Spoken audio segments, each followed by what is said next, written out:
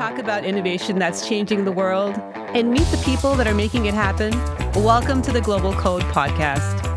Here, we go beyond the buzzwords, beyond the headlines, to uncover the real stories behind technology's global impact. From AI to clean tech, blockchain to biotech, we are exploring innovations that matter and talking to pioneers driving change in every corner of the world with a focus on people, purpose, and possibility.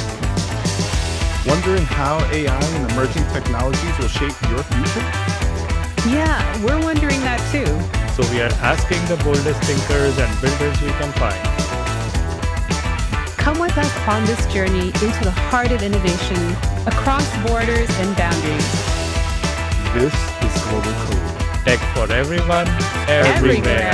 Hi, everyone. Today we have Jen McClure with us, who is a business executive, advisor, and board director with expertise in media, communications, and technology transformation. She has more than a 20-year track record of spotting the impact of emerging technologies on business, media, culture, and society. Jen was founder and CEO of Consultants Collective, a management consulting firm that merged with 2GO Advisory Group in 2022. Business Insider named her a power player in management consulting and one of the top disruptors in the industry. At Thomson Reuters, vice president of digital and social media, she led enterprise-wide digital transformation and established the Digital Center of Excellence, which was responsible for global digital strategy, governance, and enablement for the $12 billion businesses. In 2005, she co-founded the Society for New Communications Research, the first global nonprofit think tank focused on digital and social media impact. The organization's groundbreaking research led to its merger with the Conference Board in 2016, where she served as Distinguished Principal Fellow and Program Director until 2023. She now serves as Senior Fellow of Teamflow Institute, focused on preserving the value of human work in the age of AI, and advises companies and boards through her work and an advisory with as an advisor with BoardWise, in addition to serving on a number of board of directors. We are completely and absolutely excited to have you here, Jen. Thank you so much for coming. Thank you. Very excited to be here. And then the fun fact is that you're also, so on top of all of that, like groundbreaking, all of the sort of revolutionary work that you've done that has changed industries, you are also a musician. What got you into music? I just have always had a love of music. I'll admit that until I was in college and was proved otherwise by much more talented people than me, I thought that would be my career. Wow. But it's just been a lifelong love, and I play some instruments, not well. I really sing. That's my joy.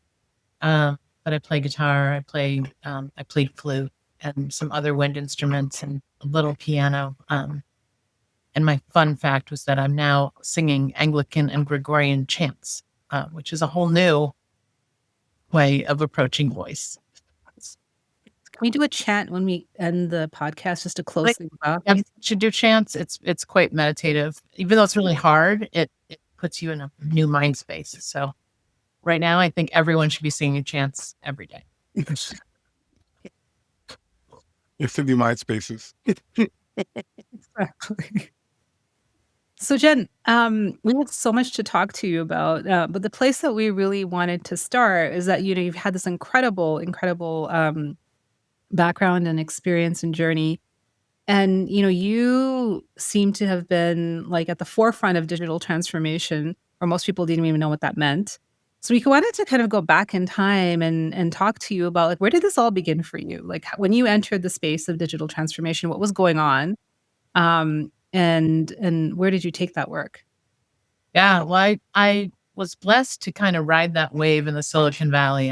I moved to the Silicon Valley in 1996, so I got to see a lot of transformation of a place because of technology. And when I started working in the Valley, it was in public relations and marketing. And I quickly saw, my business partner at the time and I quickly saw that social media, which wasn't even being called social media when it started having an impact. We were calling it new communications, thus the name of SNCR, as we lovingly called Society for New Communications Research. But emerging tools like blogs, podcasts, wikis, but I think blogs and podcasts in particular were, even before the social networks were really widely available, were having a tremendous impact on publishing and media.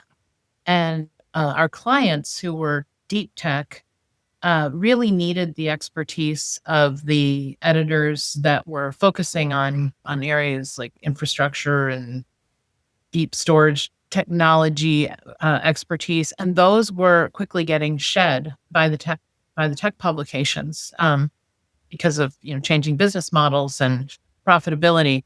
So those publications would just start publishing our blogs and promoting our podcasts verbatim. And it changed the entire game of what media relations looked like, because you didn't have to try to story to a journalist who was then going to, maybe get it right or put their own spin on it. We were literally bypassing the gatekeeper and publishing our clients' words directly into these highly respected and very valuable tech publications. So that was kind of the first indicator that this was an industry that was quickly getting outpaced by technology. The term citizen journalism rose pretty quickly in the early years of blogging and really had a huge impact initially on newspapers, but really all forms of media. And that led initially to Elizabeth Albright is my former business partner, and she and I launched one of the first conferences in January of 2005, so 20 years ago. This year, looking at what is happening with these emerging tools and technologies. And we had about 75 of the world's earliest adopters in this space, including Tom Fremsky, who was the first traditional journalist to leave a publication, left the Financial Times to become a blogger. And, really talking about how these technologies were just fundamentally changing the way that we thought primarily about media. But also were therefore going to impact marketing and PR and communications and then more broadly business, as we were looking at social networks emerging and the impact that could have on the way that employees communicated with each other, or we communicated with customers, and the kind of customer insights we could get from the emerging social web.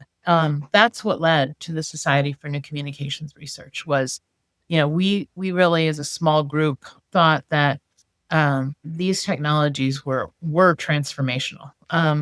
Now, associations like PRSA, which serve the public relations industry, and the American Marketing Association, they really didn't think that early, and so we were quite out in front of that. And what we decided to do was to form this think tank to do research, to gather case studies, to put together tips for success for businesses.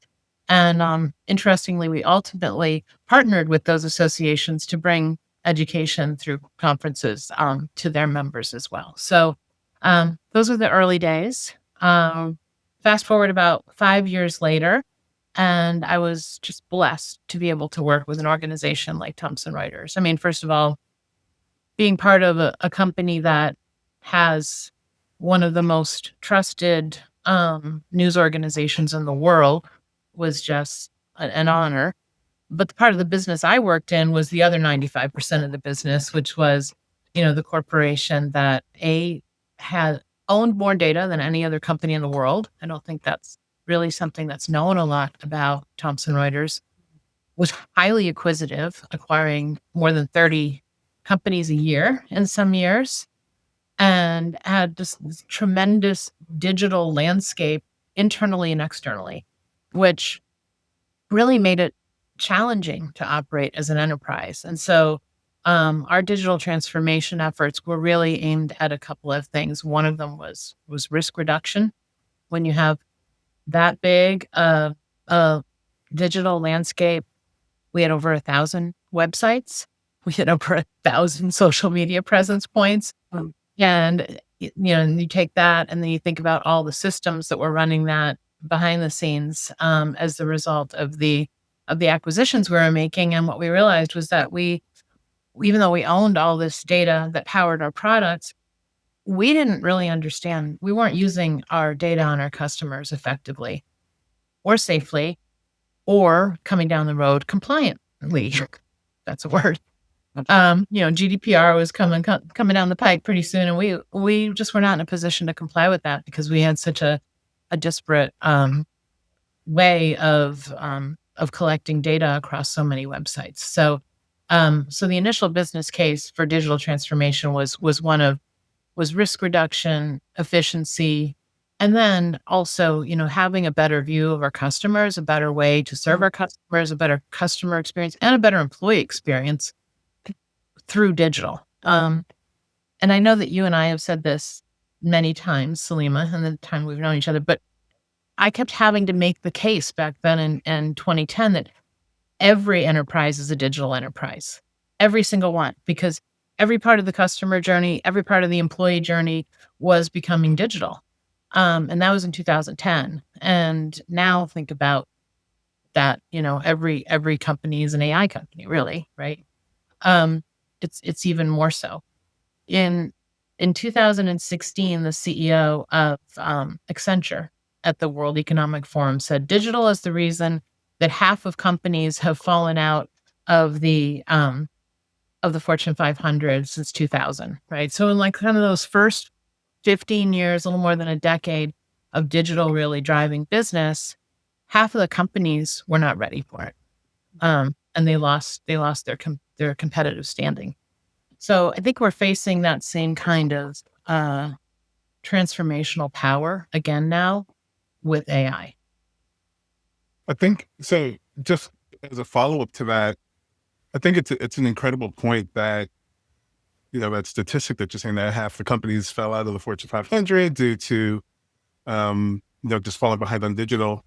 When you take a look at AI and kind of what it represents, what are the parallels that you see between, again, that initial move towards digital that you were on the forefront of versus, kind of where we are right now?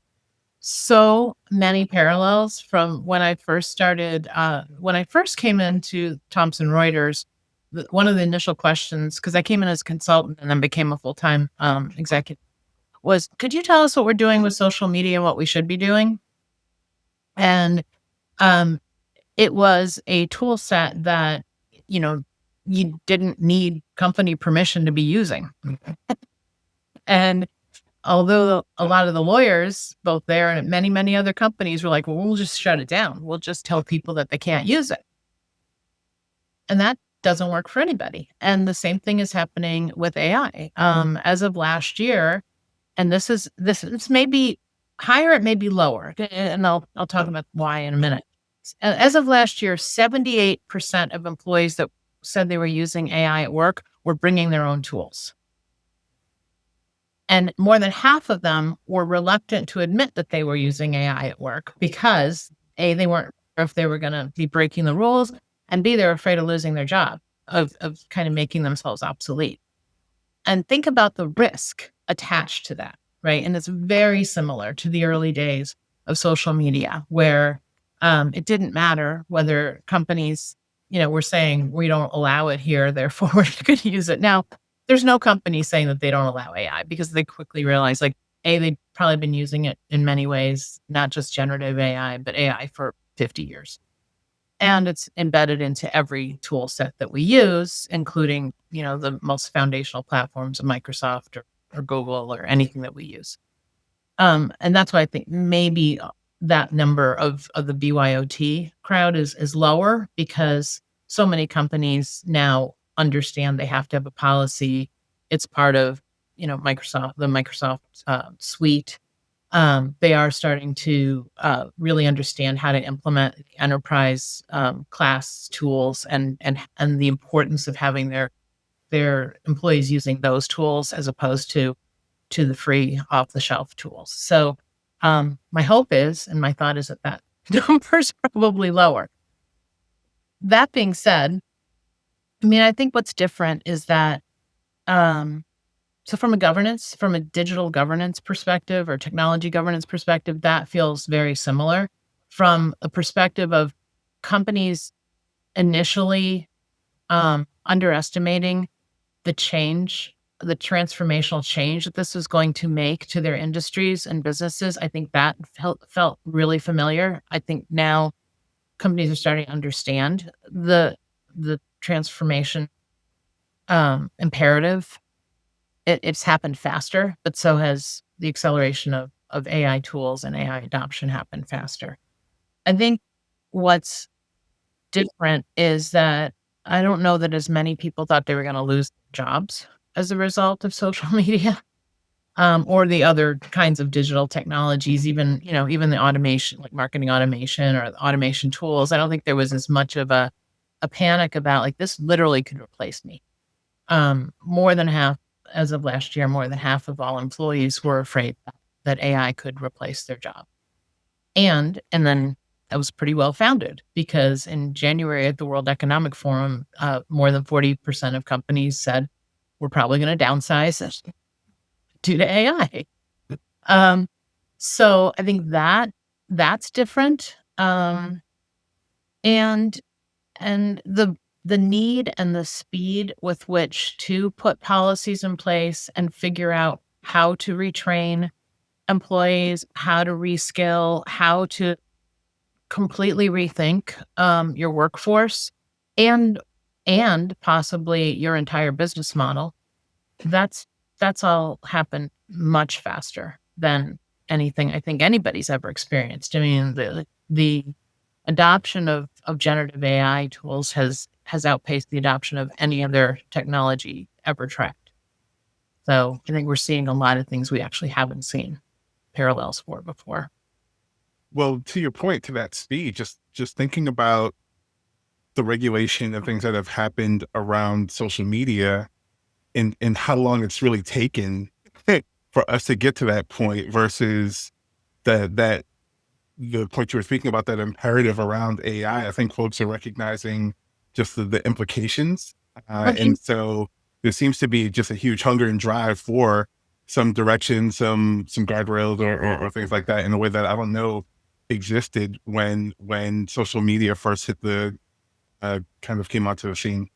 Yeah, and there's quite frankly very few regulations against social media, right? And where there has been some effort around it, I think what we've seen is that both here and a little better in Europe, when you talk about data privacy regulations in Europe and the guardrails there, with the exception of the CCPA, which pretty much reflects the California Consumer Privacy Act, which pretty much reflects GDPR. There's just a lack of understanding by those in government as to how to effectively regulate all digital platforms. And you see these ridiculous hearings and questions being asked that really highlight that there's not the right expertise in place to effectively regulate. And now there's not the will or the desire to regulate.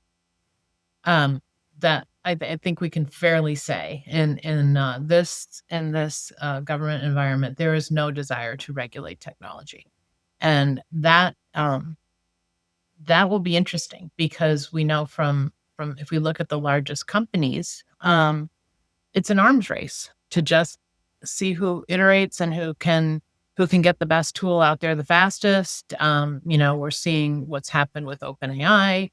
And now the change from, being a nonprofit to maybe not being a nonprofit, it is absolutely about speed to market. And I think that without regulatory guardrails creates an environment that could be quite concerning. It's why responsible technology and ethical implementation of AI is something I know that we all care about because when there are no regulatory guardrails, then good conscience has to replace it. The desire to really act responsibly and ethically has to has to be your guide, and your North Star, as opposed to just the baseline of being compliant. Yeah. Thanks for those insights, Jen. When you talked about digital transformation uh, in the 2000s, it kind of seemed like it's pretty similar to the situation we are in right now, barring a few facts in terms of, the fear in people and the speed at which things are happening. But I guess I have a two-part question for you, right? The one is, you mentioned the World Economic Forum. So business leaders come in, right? And I don't want to sound pessimistic, but I feel like these days business leaders are making statements so that the stock price can go up, right? And what's the best way to make stock price go up in the last 2 years is like telling people that I'm going to fire everybody, right? I guess the question is, uh, number one, do you feel like it is just people not understanding what AI is, and in their head it's just like, oh, I'll buy a robot and then I don't have to pay a human, which is very simplistic way of looking at things, number one. And number two, I know you work with a lot of boards. Where does the board come into play and guide the business profession or the business leaders and change their mindset from being so overly simplistic to more nuanced, where, yes, there are some areas which you can replace people, but that doesn't mean suddenly all the people go away in like the next year or so. Right. I think it depends on what kind of company we're talking about. When we talk about, do they really understand? Do they not understand? I mean, obviously the companies developing technology are going to have a much higher level of technical expertise. They understand the implications of the technologies that they're developing, both on their own business as well as on their customers and more broadly. The role of boards has traditionally been one to return shareholder value, right? And so boards, the traditional role of boards is to be fiduciaries over the financial aspects of the company. Many very traditional board members would say our only role is to hire and fire the CEO. And I hear that now, and I think you probably have the wrong board if that's really how you're operating. Because if we think about data being the new currency, we need to be the fiduciaries of that too, right? And there are not enough boards that have enough understanding about that to ask the right questions. I mean, the role of the board is not to create the strategy. It's to oversee the strategy for its success, its regulatory compliance, and in lieu of having regulations to comply with, it's then it defaults to how are we delivering value back to shareholders. Now, there are boards that think about stakeholder capitalism as opposed to just shareholder capitalism. But they're not the majority of boards, right? So when we think about boards today and the way they're structured, I think there's a lot of room for boards rethinking how they can properly govern in today's environment. What we've seen happen, even with multinationals that now have to comply with data privacy and more stringent cyber security constraints, is that they'll throw it into the audit committee. Well, the audit committee is already dealing with financial compliance. It's usually has committee members who are financial experts. So now you're throwing technology stuff in there too. A, it's burdening the committee beyond the time it has, and B, it probably doesn't have the right expertise. I mean, I'm not going to say that's in every case, but it's in a lot of cases. Now we've got AI on top of that. So where do you put that? And if you're putting it in terms of risk, risk mitigation, risk governance, it's either going to go in nominating governance or not. Again, so So many boards are rethinking their committee structure because they're saying we can't put one more really important, very complex area of governance into these committees that are already overburdened, don't have the time to govern it, and don't have the right expertise. So we are starting to see technology committees emerge. We're starting to see strategy committees emerge, but there is pushback from some more traditional boards saying that is not our job, right? What we're talking about here is tool management, and that is management's job. I think the problem with that is these tools, and not just AI, because we think about robotics and just other. I mean, AI plays a role in all these, right? IoT and automation and all that.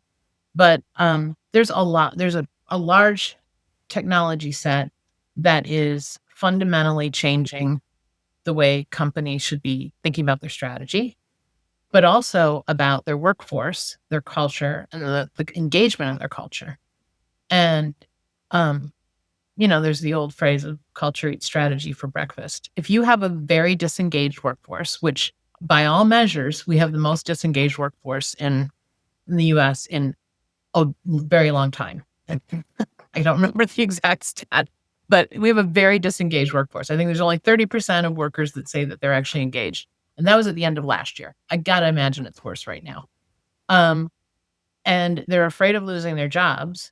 And there's technology that they're not maybe understanding exactly how they should be using or what they should be doing, what they shouldn't be doing. There's no overt strategy to how this new technology set is going to change the way that they do their work.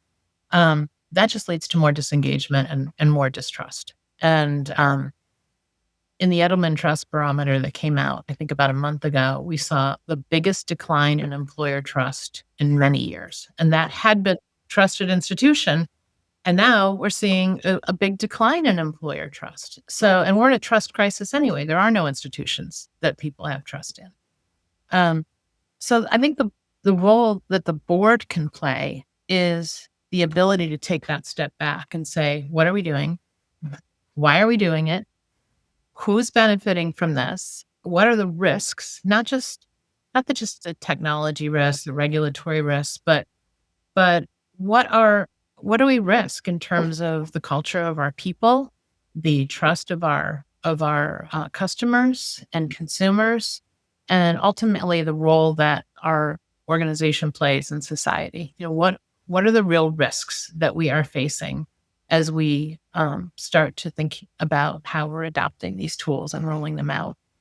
And I think there is an opportunity for the board to kind of be maybe not the conscience of the company, but certainly a conscience of the company in a way that management is so heads down that they don't often have time to take a step back and think about these larger questions. So that's an important role that I think boards can be playing if they have the right expertise on the board to ask the right questions.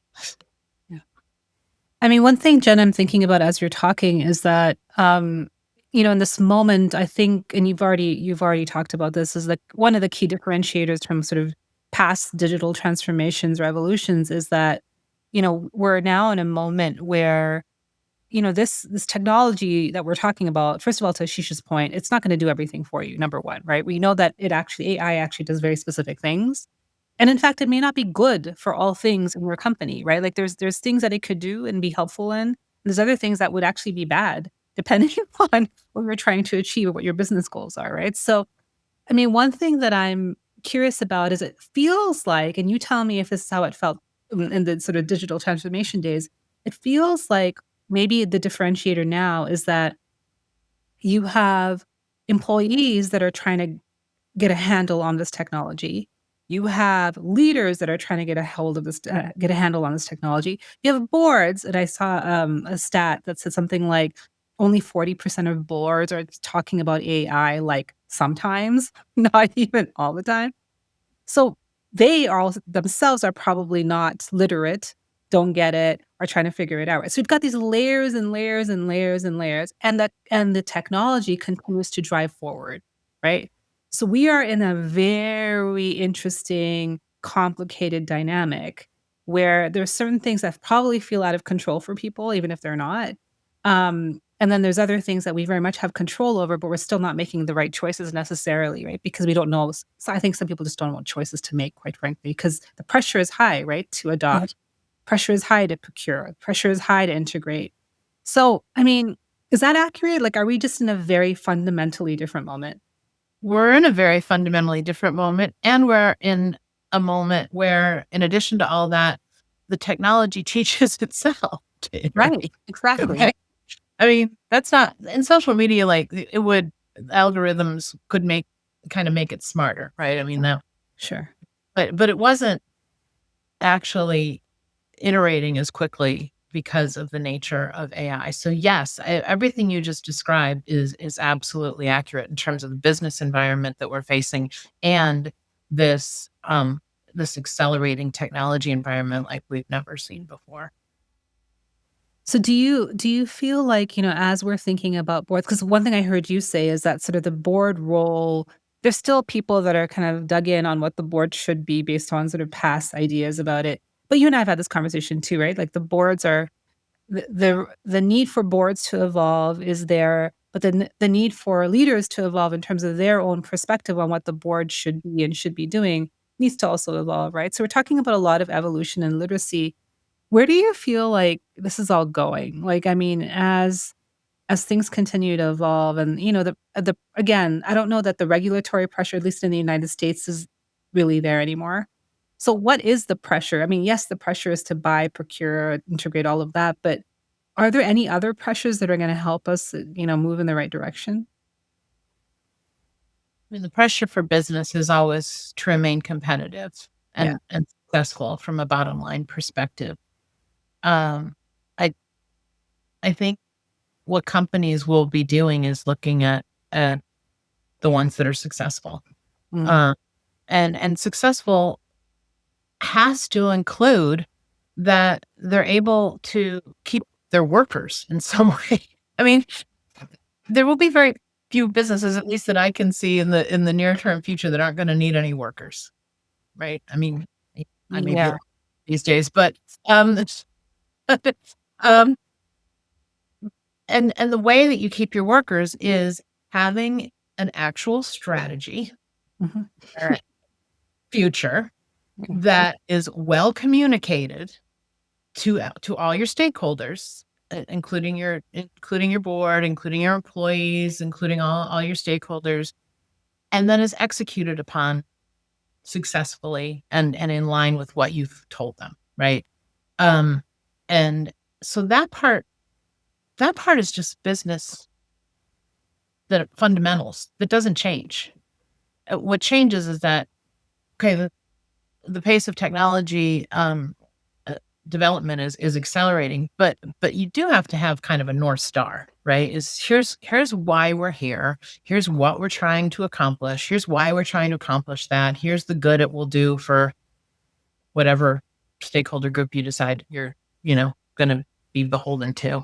And here's how we're going to do that. And here's how we're going to measure our success. And when companies are just chasing the next bright shiny object, we've seen this so many times before, they're not going to be successful. So regardless of how fast technology is affecting things, there are some things that remain true. And I think the things that remain true. And so the companies that will value their workforce, value their customers, and that means, protecting their data, being honest with them, trying to deliver a great customer experience, great employee experience.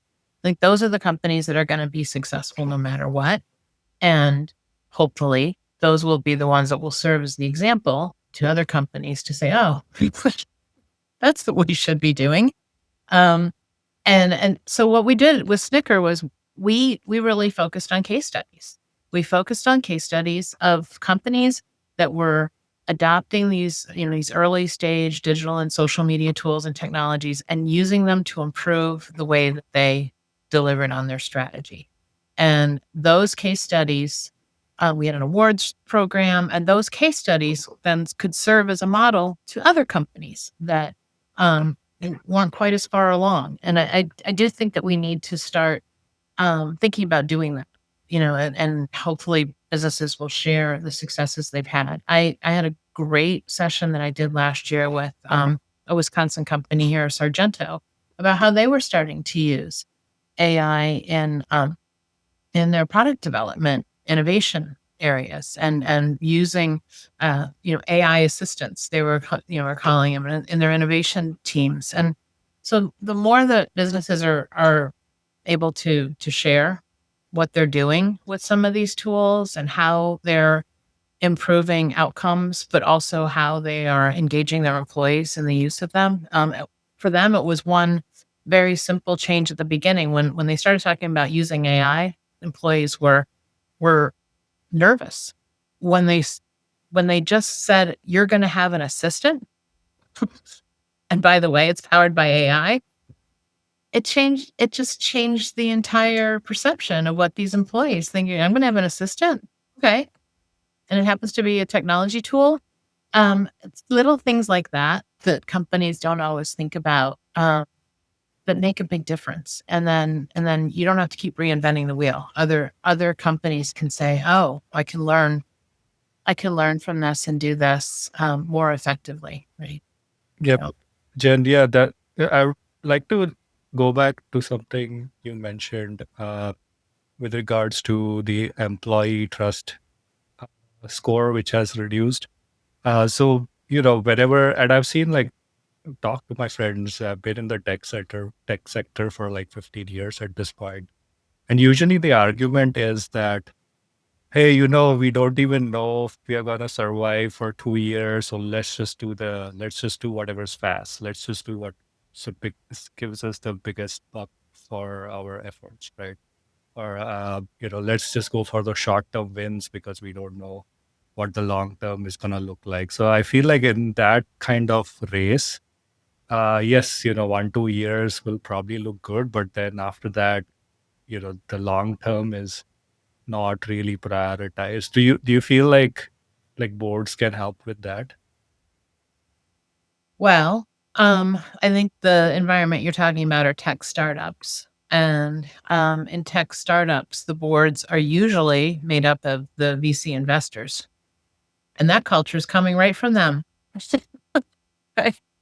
The VC investors want to see a huge exit in a very short period of time. And the way you get there is to show bottom line numbers that are attractive to either an IPO or an acquisition. And so your friends who are employees in those companies are probably right to feel unsettled, because that's the nature of tech startup beast, is that there's a lot of pressure from the folks who've invested and financed this company to be able to get a return on their investment in a fairly short period of time through one of those two means, through an acquisition or an IPO. And the IPO environment, as you know, has been down over the last few years, and so it's really making those companies attractive to an acquiring company that can see the benefit of it very quickly. So are you saying like it just can't be solved for the startups, but it's okay for the S&P 500 and they will fare much Well, better? I think there's room to. Okay, my ideal environment would be that there's a wholesale rethinking about shareholder capitalism to stakeholder capitalism. I mean, I think if I could have one wish in the world, no, maybe not, but a big wish would be companies of all kinds play a huge role in our society.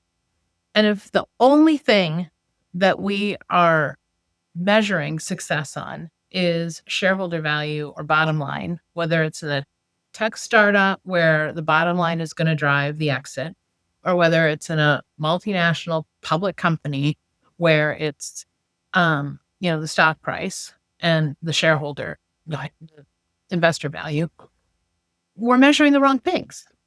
right? And I don't know how realistic it is to think that that we could wholesale convert over to a stakeholder economy, but that's what would be best for everyone. That's what would be best for employees. That's what would be best for customers.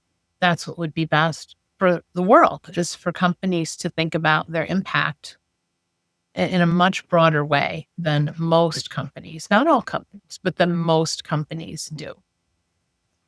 So I don't know that Fortune 500s are going to fare any better than tech startups if as long as that's the measure of success. It's the same measure of success no matter how big you are, right?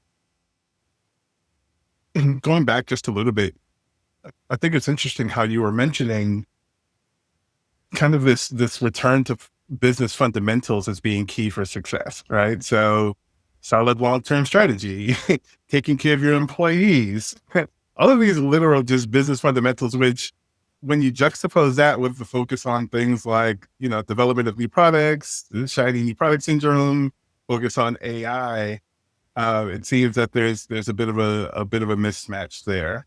So I'm wondering, because it seems like you do have involvement with multiple boards, are there any things that you're seeing, any trends, themes that you're seeing across the boards that you're on for companies that are doing it the right way?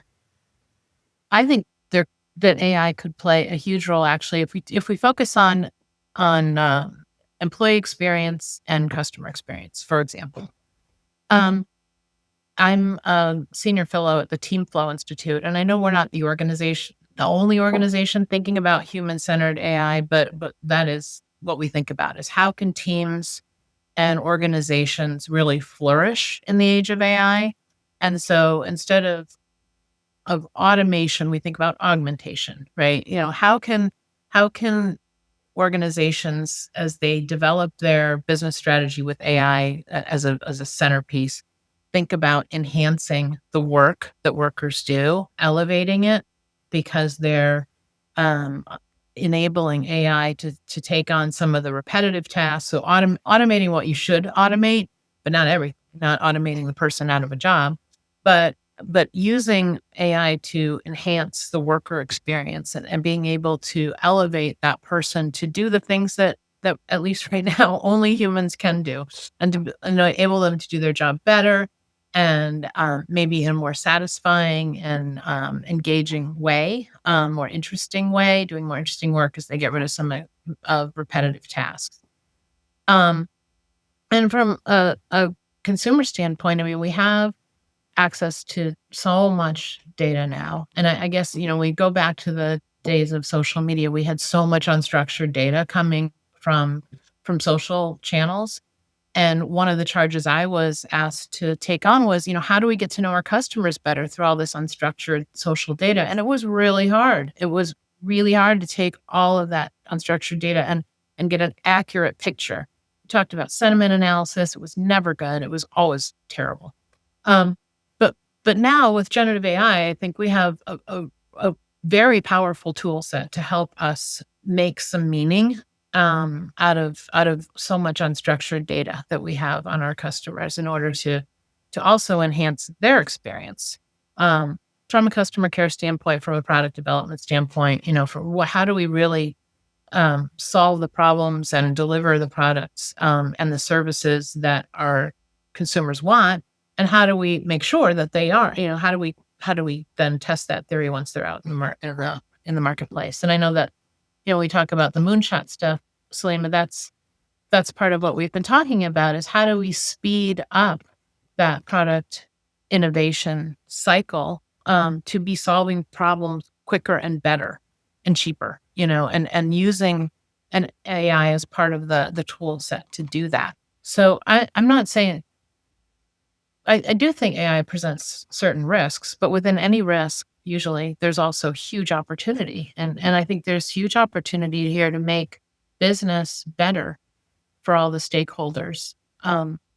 It's just that companies have to understand how to do that and look at it that way, not just speeding up and automating and making more widgets faster, right? If that's the goal, then it's not going to really make anybody better, but rethinking how you implement this and why you implement this set of tools, I think can. Jen, thank you so much. You've given us, you've taken us deep into the business case for AI or not for AI. And you've also given us, I think, a really great historical sort of look at, where, the whole, how the digital transformation world really parallels what's happening now, or is, significantly different. And I'm hoping that people feel like maybe I feel like what you've also done is given people nuggets around areas where there's a lot of support that's required and needed, and where we need expertise. And hopefully, organizations and companies will realize that they need this needs expertise and reach out to folks who can provide it. And I think that that's really, really important. So please tell us you'll come back again because we'd love to have you another time. I Um, would continue talking with you. Wonderful. I wonder what happens if we talk in a year. Let's see. Let's see how the conversation evolves. Right. Um, Imagine on every front. on every front. Yeah, exactly. So thank you again, and we're looking forward to talking with you at another time. Thank you so much. Thank you. you.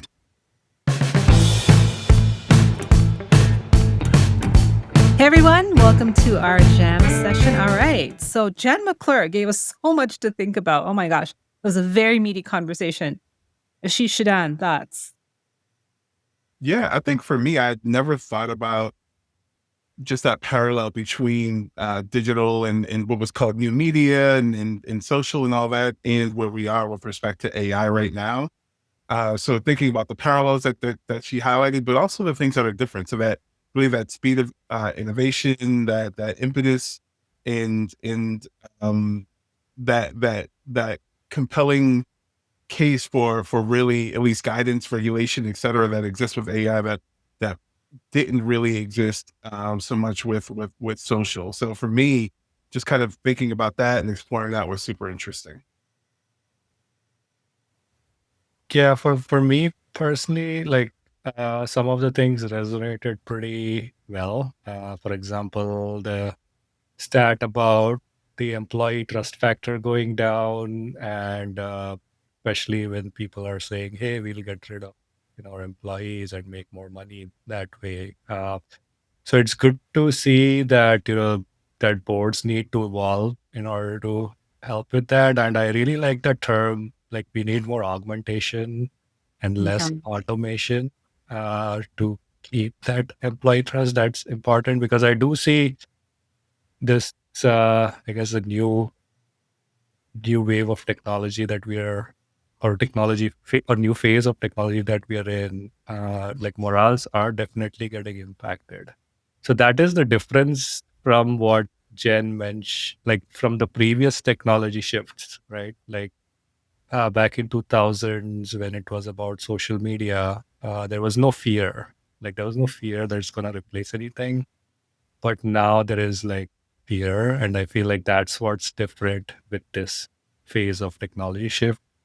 And, fear manifests in many different ways. And one of the ways was lost in trust factor. And I guess she mentioned that whatever thing I mentioned around, or I said about, people looking for the next quarter and not really thinking about the next 5 years is a tech culture. But we have a tech person in the government. So I feel like that's gonna,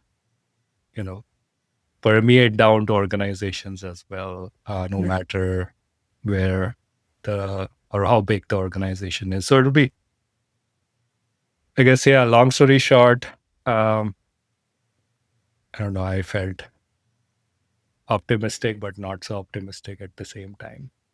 Mm. Yeah, I hear you. I feel like there was a somber sort of optimism that permeated through the conversation. But I think to go back to the point about what's fundamentally different is that the technology is fundamentally different, right? That's just the bottom line of it, right? Like we have never been in a moment where we've had technology that we thought would literally, could replace a workforce or could automate, augment, whatever you want to call it, right? Tasks, processes, allow for a kind of evolution in what companies are doing in a way that you've never seen before, right? So that's not true for every industry. It's not true for everything, but we definitely see that in all kinds of industries, whether it's health or whether it's consumer goods or something else, So I think it is unprecedented. And because it's unprecedented in the way that it is, I just think that people are, maybe people will disagree with me on it. It feels a bit clumsy right now, because I was looking at some data earlier this week, and I think, or this week, it's Monday. I was looking at it over the weekend, and one of the things that I read was that 80% of CEOs are going to have deep investments in AI. Okay, so if you are making investments in AI and you're not making investments in your talent pool, right? But you don't have a strategy, you don't have a real business strategy that's informing all those decisions. To Jen's point and to many people's points, including mine, then we have a problem, right? So I think that we're at a very clunky, messy moment in time. And what's going to happen is that we're going to have to evolve to the point where it's no longer clunky and messy and hopefully more informed and more thoughtful. I'm not saying that that's true for everybody in every company, but I just definitely think that this is a trend. And to your point, Ashish, around like this sort of government piece, or just kind of like what is informing a lot of the changes overall, especially politically and socially. Yeah, it'll be interesting to see how that plays out, right? In terms of like what signals companies get about how they should innovate and how they shouldn't innovate over the next, 3-4 years. So it is a very, very, very curious time, I think. Both challenging, exciting, and I think that's also new. Definitely. Super curious to see where it ends up. Can't wait to talk to Jen again in a year or two and see Yeah, it'll be where we interesting. are versus now. Yeah, absolutely. All right, folks, thank you everyone for joining us. Please like us, share us, and we look forward to chatting with you all soon. Thank you.